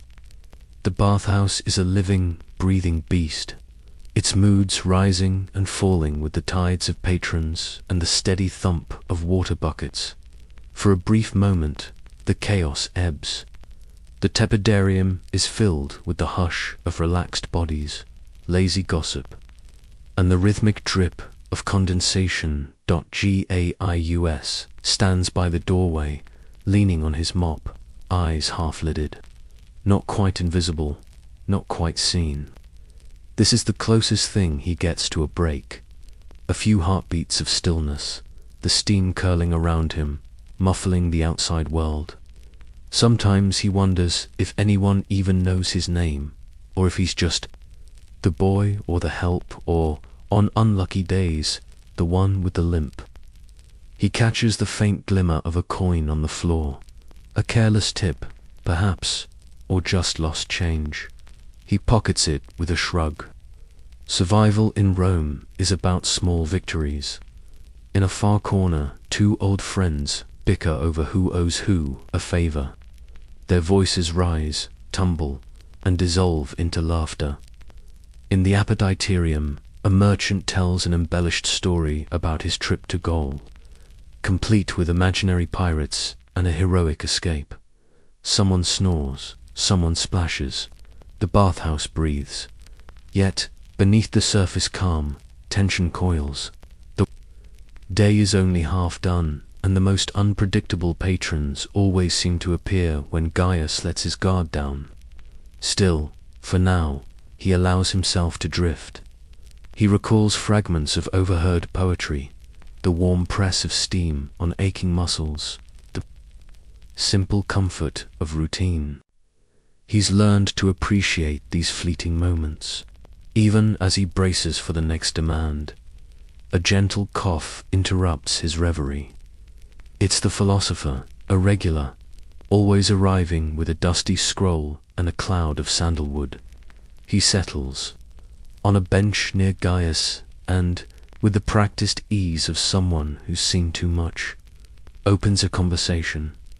"Tell me, attendant," the philosopher says, "do you think Rome will last forever?" Gaius considers. It's not a question anyone expects him to answer, least of all truthfully. But the philosopher's tone is soft, unhurried. "I think," Gaius says, "that as long as there are people who want to get clean, there will be bathhouses. As for Rome," he shrugs, "even marble cracks." The philosopher laughs, warm and genuine. "You're wiser than you look. Most men are." Their conversation drifts. They speak of small things, the cost of lamp oil, the rising price of olives, the rumor that a ghost haunts the frigidarium. Gaius assures him it's just Titus, the junior attendant, with a cold. The philosopher muses on the brevity of pleasure, the weight of ambition, the strange comfort found in rituals. Gaius listens, surprised to find himself relaxing, if only for a heartbeat. In the lull, he remembers you, dear viewer. Yes, you. The unseen guest drifting through this mosaic of marble and memory. Are you still here? Still awake? If you've survived the tour so far, you must be a connoisseur of odd history, or just really in need of sleep. So here's the deal. If you haven't already, press that subscribe button before you vanish like a senator with overdue debts. Rome was built on small acts. A stone here, a scrub there, a whispered secret, and so is this channel. Don't let Gaius's suffering be for nothing. But back to the story. Outside, the sky darkens. Inside, the bathhouse grows quieter. There's a shifting energy as the early patrons slip away, replaced by the night crowd. Younger, rowdier, less concerned with etiquette, and more with proving something to themselves or to each other. Gaius steels himself. The philosopher offers a kind word and departs, his scroll trailing behind like a forgotten thought in the quiet. Gaius allows himself another moment. He runs a finger along the cool edge of a mosaic, tracing patterns carved by hands long gone. He thinks of all the attendants who came before him, of all the secrets soaked into these stones. He wonders who will remember them or him. He breathes in the steam, slow and deep. Let that sink in, he thinks, the weight of 1,000 ordinary lives, all washed away. The doors creak. The bathhouse stirs. The next wave is coming. Time to move. Sometimes, the Roman bathhouse felt less like a place of washing and more like a crowded philosophy classroom with worse seating and even stranger smells. Today, just as dusk begins to slant through the high, misty windows, Gaius finds himself an unwilling audience to one of Rome's finest and most long-winded minds, Secundus, the Stoic philosopher. Secundus enters with the slow, deliberate gait of someone who believes time is an illusion, or perhaps just enjoys making everyone else wait. He carries a battered scroll, a threadbare robe, and the unbothered confidence of a man who expects his bath to double as a lecture hall.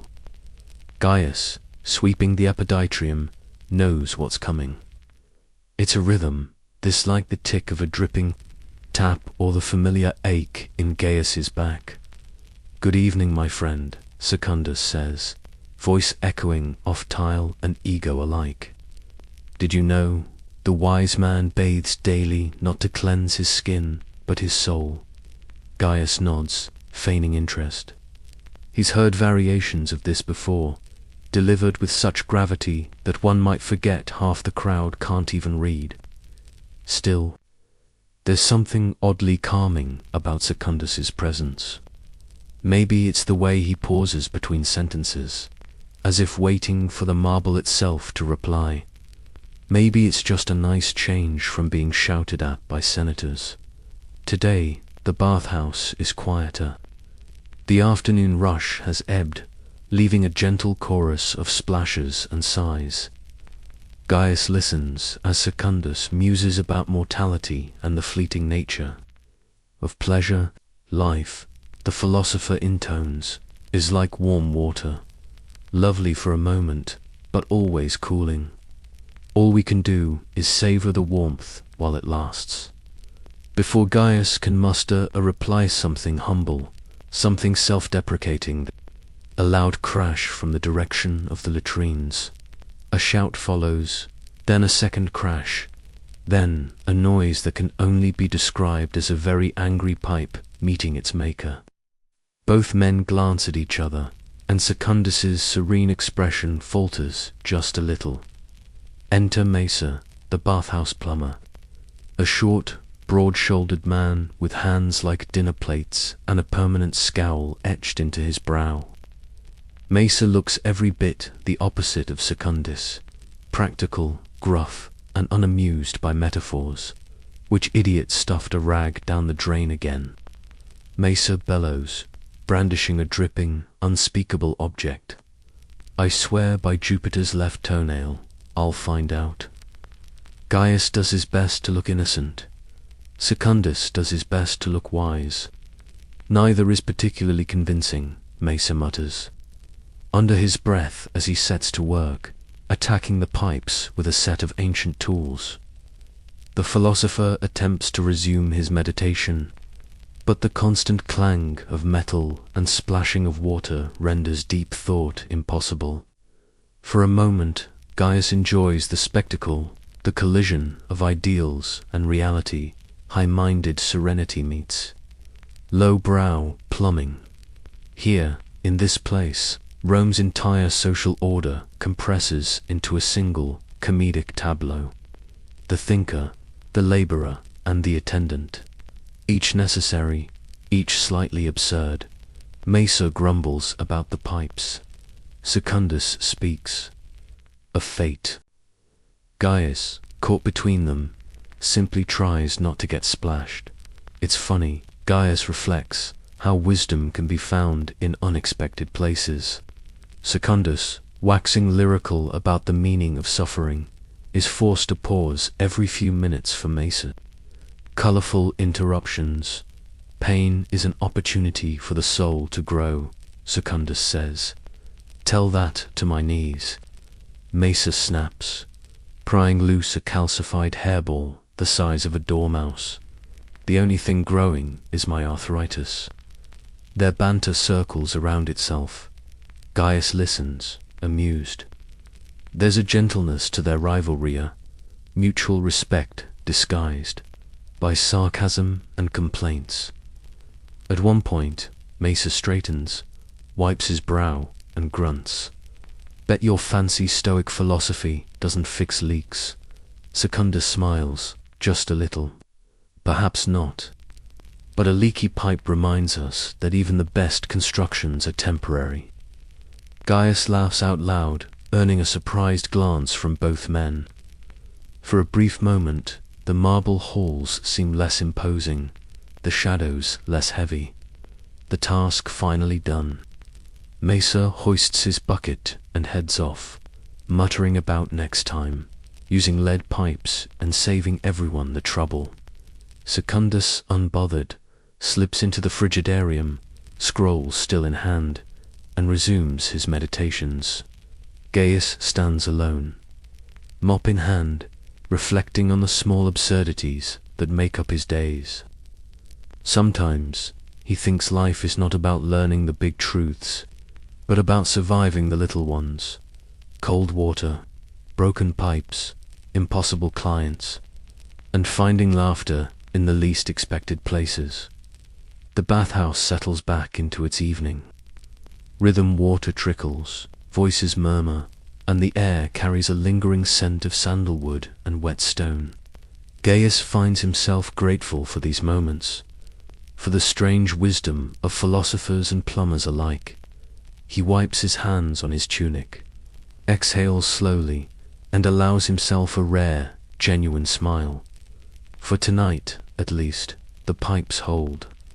The water flows, and in this brief, fragile peace, Gaius feels almost at ease. Some days, Rome feels like a city permanently on the verge of chaos. Today, the bathhouse decides to stage its own miniature uprising, starring the frigidarium a room. That, in theory, is supposed to be the embodiment of calm. In practice, it's a perfect breeding ground for drama, boasting water so cold it makes even the toughest legionnaire reconsider his life choices. It starts innocently. Enough. Gaius is reorganizing towels, counting under his breath, and hoping. The next hour will pass with nothing more exciting than a merchant forgetting his sandals. In the center of the frigidarium, a small crowd has gathered. They're laughing, chattering, and dipping their toes. Their bravado on full display as they pretend the icy water doesn't bother them. But bravado is a fragile thing. Among the bathers, today is a retired centurion named Plautus, famous for both his temper and his inability to back down from a dare. Opposite him sits Galerius, a young upstart with a mouth as quick as his fists. The two are egged on by the surrounding crowd, colder than a barbarian's welcome. One shouts, while another wagers a week's bread on who will fully submerge. First, Gaius watches from a distance, half amused, half dreading where this is going. Bathhouse games are tradition, but tradition often tumbles into trouble. Someone tosses a handful of oil-slicked marbles into the pool for entertainment. Plautus, never one to let a challenge pass, wades in up to his waist, jaw clenched, and lips blue. Galerius laughs, splashes water, and dives in headfirst, resurfacing with a triumphant howl. Then someone no one will ever admit whose blings a mild insult about Plautus's age and Galerius's parentage. Words escalate. Splashing turns to shoving. Someone slips. A marble skitters across the floor. Suddenly, Plautus is wrestling Galerius, and the crowd surges forward, egging them on. It is, Gaius thinks wryly, the worst kind of play fight. Too much pride, not enough sense, and a slippery floor. Towels fly, water sloshes over the sides. Oil mixes with bathwater, turning the tiles into a treacherous rink. He moves quickly, instincts kicking in. This isn't his first fracas. He grabs the long-handled mop, his makeshift staff of a wedges himself between two young bathers trying to join the fray. Enough. He bellows, surprising himself with the authority in his voice. No one listens.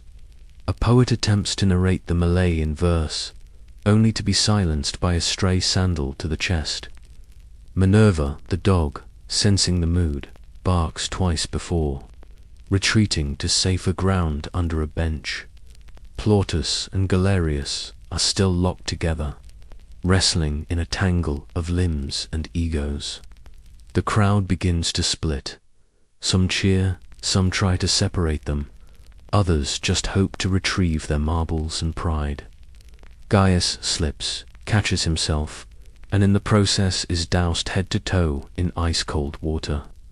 For a second, all he can think is, at least it's not the vomitorium. He spots Titus, the junior attendant, hovering at the doorway, eyes wide with panic. "Get the manager," Gaius hisses. Titus bolts like a rabbit, chased by Cerberus, just as the fight seems ready to tip from comic to dangerous. An unexpected voice pierces the chaos. The philosopher Secundus, now towel-clad and dripping, raises a hand and proclaims, "Enough." Even the gods know when to stop wrestling. A hush falls not because of the wisdom, but because, in all the excitement, someone's knocked over a tray of amphorae. Wine pools across the marble, mixing with water and oil, creating a hazardous, pink-tinted swamp. Someone slips, goes down hard, and the crowd suddenly remembers dignity. It takes a full minute for the chaos to subside. Plautus and Galerius, now shivering and sheepish, disentangle themselves and are herded apart by friends. Gaius, shivering and soaked, checks for injuries. Miraculously, nothing is broken except, perhaps, a few egos and one poet's confidence. The bathhouse manager arrives, fuming, and delivers a lecture so sharp it could shave marble. Penalties are threatened, apologies are muttered, and someone volunteers to buy everyone a round of Molsum later, which, as everyone knows, is the only real way to end a Roman dispute. Order restored, Gaius helps mop up the battlefield. He wrings out his tunic, squeezing icy water onto already slick tiles, and exchanges glances with Secundus, who just shrugs as if to say, this, too, is part of life's lesson. Modern workplaces have emergency drills. The Roman bathhouse has cold water riots. Either way, you're always one poorly timed joke away from chaos. As the sun sinks lower, and the frigidarium finally returns to its intended state, peaceful, cold, mildly humiliating Gaius allows himself a slow exhale. The storm has passed, leaving behind red faces, a ruined amphora or two, and a bathhouse that, for now, is calm again. He leans against the wall, towel draped over his head, and closes his eyes. Breathe that indust, sweat, and the glorious scent of narrowly averted disaster. Somewhere in the next room, laughter rises again.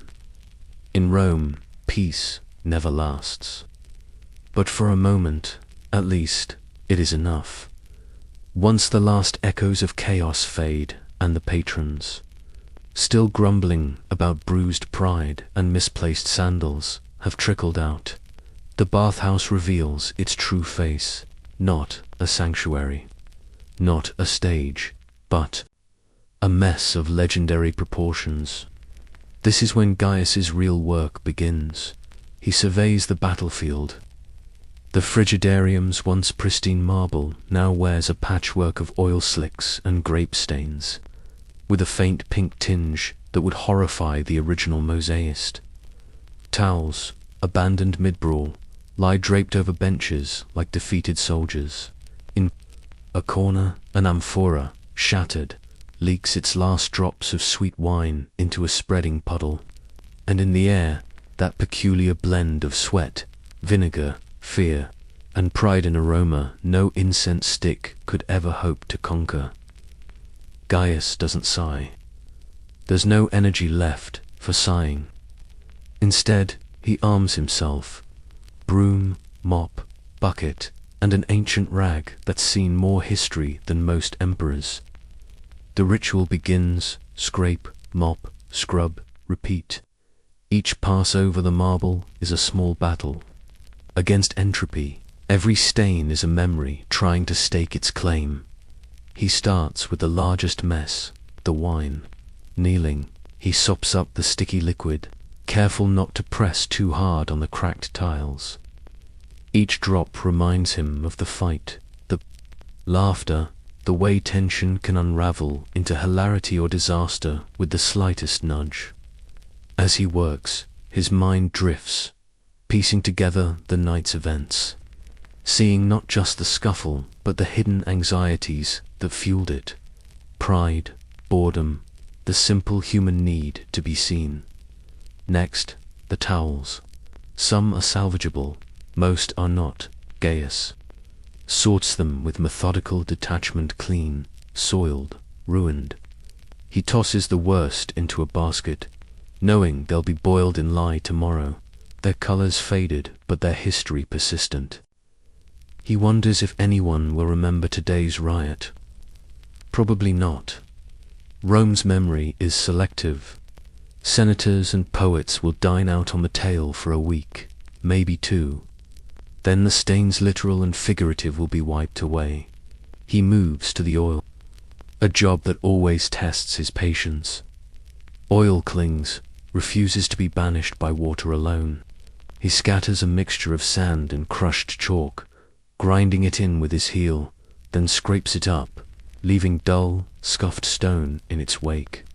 As he works, his muscles ache, his hands cramp. The tools are worn, the work unglamorous, the reward, if you can call it that, a fleeting sense of order restored. He's interrupted only by the occasional voice, Titus, returning to help, sheepish and apologetic.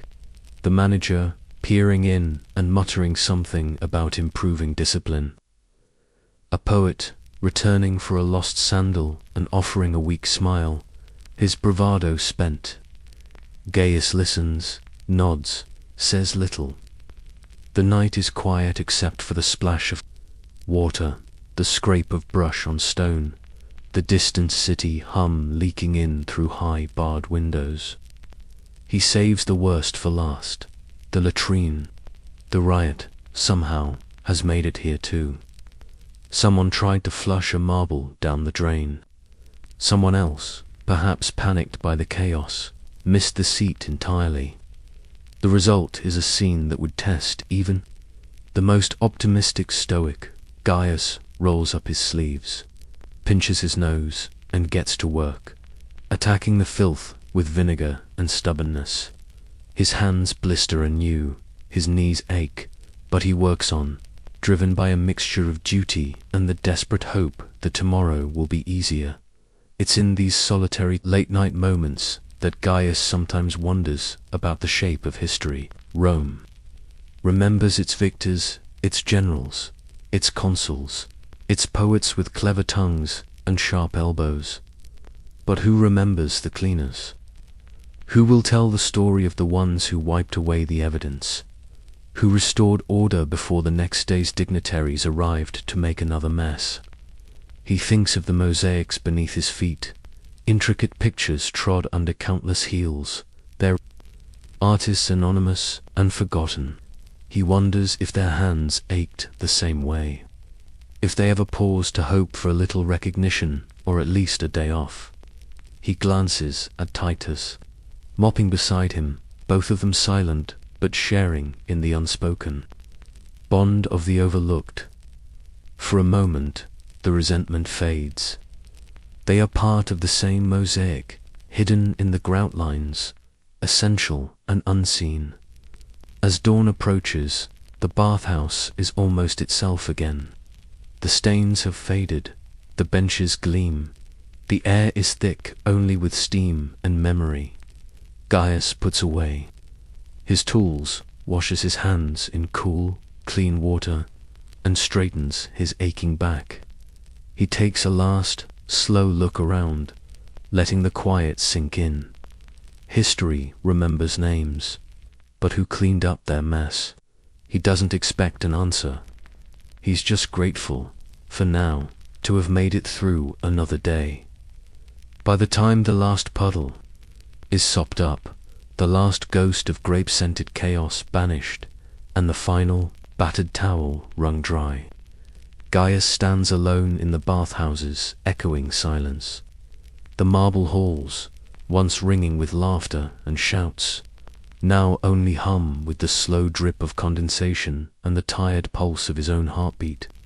Rome, outside, is winding down. Inside, the bathhouse feels like a temple left to the night, all traces of riot scrubbed into faint scars. Gaius props himself on a bench, knees aching, hands raw. For a moment, there is nothing left to do. He closes his eyes and lets the cool air sweep over his face, salty with sweat and memory. In the emptiness, his thoughts drift like steam, weightless, directionless, slipping between what was and what might never be. He thinks of water, not the murky, soap-scummed water of the baths, but water so clean it dazzles. Water from the mountains, clear cold, untamed. He imagines himself standing in a sunlit stream far from the city, cupping his hands, watching the current spill through. His fingers, no oil, no stains, no whispers of other people's lives clinging to his skin. It's a dream he's held since boyhood, when his mother told tales of the aqueducts, how Rome bent rivers to its will, how water was life and power, and purity all at once. Someday, she'd said, you'll drink straight from the spring, Gaius. You'll be as clean as the gods. He remembers believing her. Sometimes, if the night is quiet enough, he still does. He imagines a day when he might walk home, in a clean tunic, feet not crusted with lye and grit, hair free from the oily scent of other men's vanity. He imagines passing the fountains without glancing in to see if he's still invisible, without hearing the snickers of drunken merchants or the sighs of senators' wives. For one shimmering instant, he is not the bathhouse attendant, but just a man rested, refreshed, whole. But dreams, Gaius knows, are like the surface of a bath, disturbed by the faintest touch, gone in a ripple. Still, tonight, he lets himself linger there. Eventually, he rises, collects his things, and steps out into the Roman night. The air smells of bread baking, wine cooling, smoke and distant citrus, a reminder that not all of Rome is marble and sweat. He walks through the winding alleys, past sleeping beggars wrapped in rags, lovers pressed close in doorways, poets half drunk and reciting lines to the moon. He pauses at a fountain, dips his hands into the water, and splashes his face. It's not mountain spring pure, but it's cold and it's real. The shock wakes him, briefly erasing the day's aches. He continues home, tunic clinging to damp skin, sandals slapping unevenly on worn stones. He passes a shop where a baker is setting out tomorrow's loaves, the rich, yeasty scent promising new beginnings. He passes a young couple arguing in whispers, their words fierce and loving and utterly forgetful of the world around them. Near his doorway, he meets an old woman sitting alone, shelling beans in the half-light. She looks up, gives him a gap-toothed smile. "Long day?" she asks. Gaius manages a tired laugh. "The longest," she nods, as if that is the most natural thing in the world. "Rome keeps us busy, doesn't she?" He agrees, and for a moment they share a silence that is companionable, even sweet. Inside his room, a narrow space with cracked plaster and a view of the neighbor's laundry, Gaius lies down, his body sinking gratefully into the lumpy straw. He closes his eyes and lets the sounds of the city settle around him. Somewhere, water runs in the pipes. Somewhere, a distant dog howls. The city never fully sleeps. Neither, it seems, does Gaius. But in that thin space between waking and sleep, he lets himself wander once more to his dream. A place where water is always clean, where no one asks him to scrub away the sins of strangers, where he can finally be more than just a pair of tired hands. He knows he may never get there. Rome is a city that consumes and forgets, and men like Gaius are always needed, never remembered. But even so, he lets hope in, if only for tonight, just a drop, just enough to keep going. Tomorrow, the bathhouse will open again. Tomorrow, the cycle will begin anew. But for now, for this gentle, fleeting hour, Gaius can rest, and in his dreams he is clean.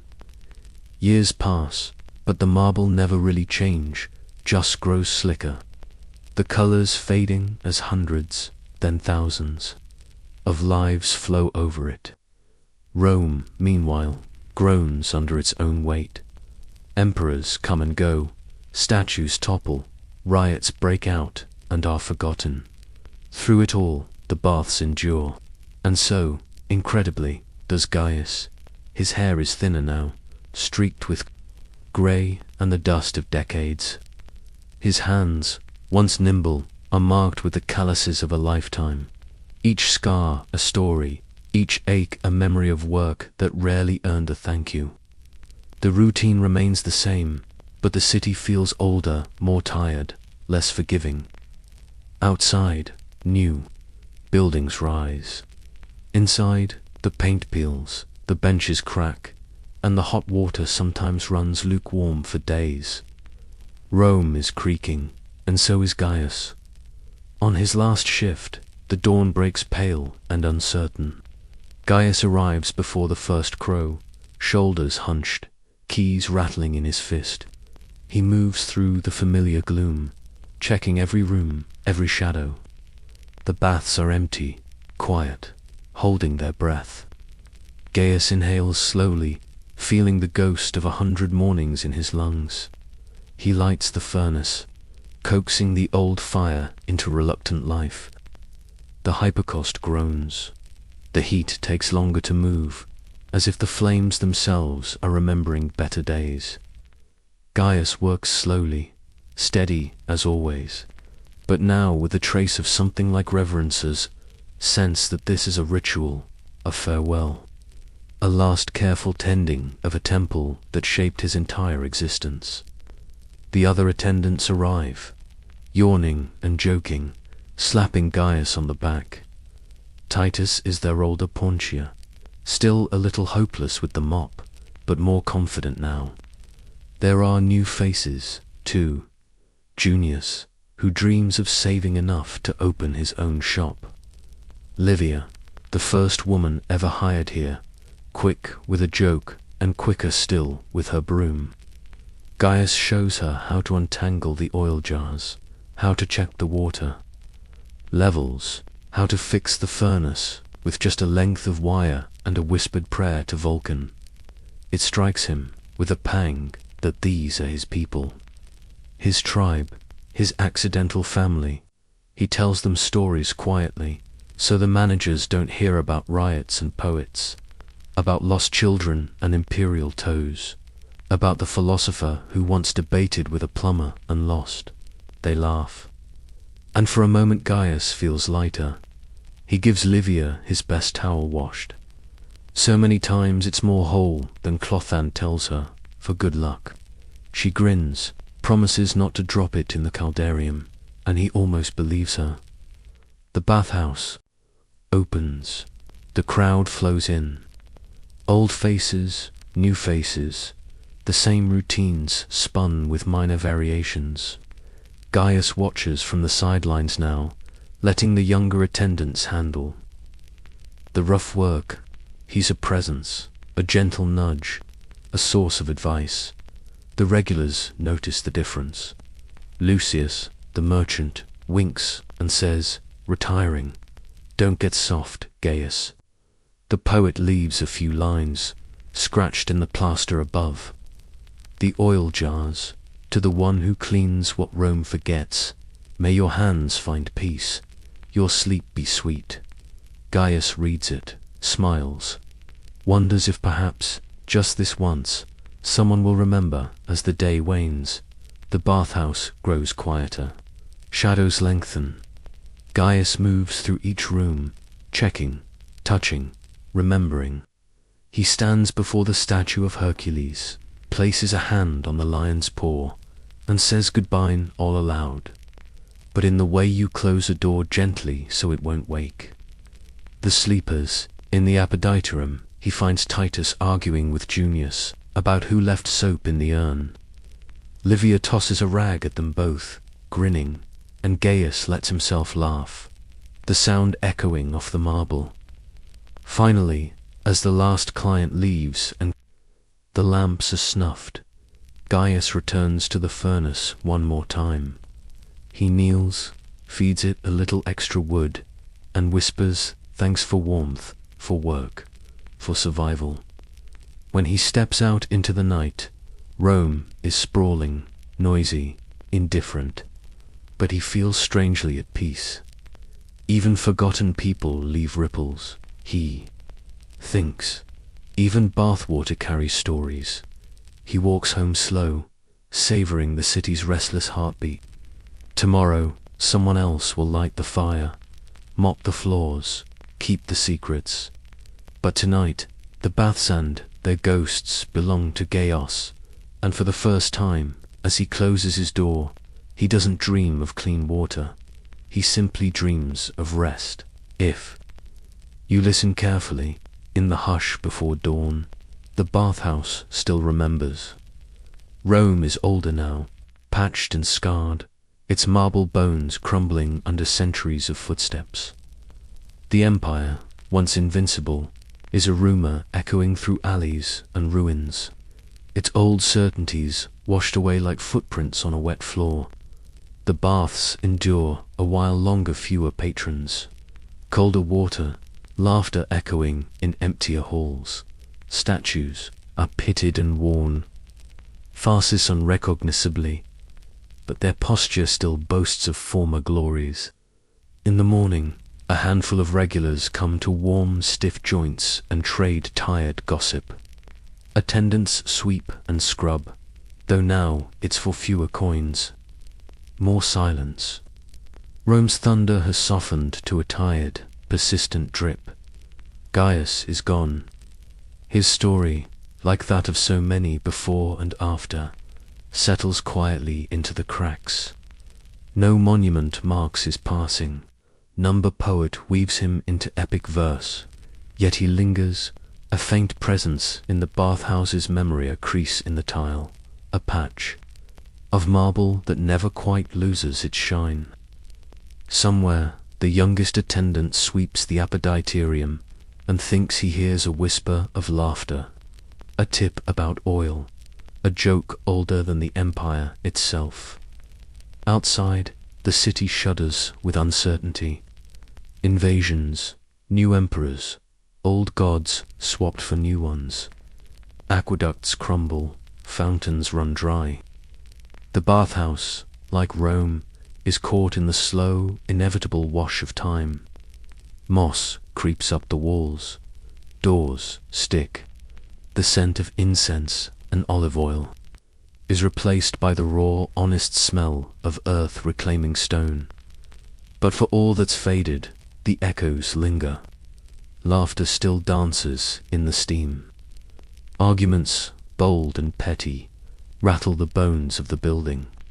Somewhere, a mother's cry for her lost child, a poet's lament, a merchant's haggling all find their way into the water, swirling together. In memory's tide pool, sometimes the baths fill one last time for a festival or a wedding. For a moment, the marble glows, the mosaics catch the light, and the laughter is so loud you almost believe the old days have returned. But only almost. The crowd thins, the echoes lengthen dot. When the end comes, it's not with a grand gesture or a sudden collapse. It's gradual, marble bench left unsat upon, a hypercaust fire left unlit. Rain seeps through a broken roof. Weeds push up between cracked tiles. The final attendant, some shadow of Gaius, some inheritor of forgotten routines, locks the door and walks away, carrying the last echoes with him into the new uncertainty. Inside, silence claims the space. For the first time in centuries, the baths are still. No water stirs, no voices rise, no hands clean.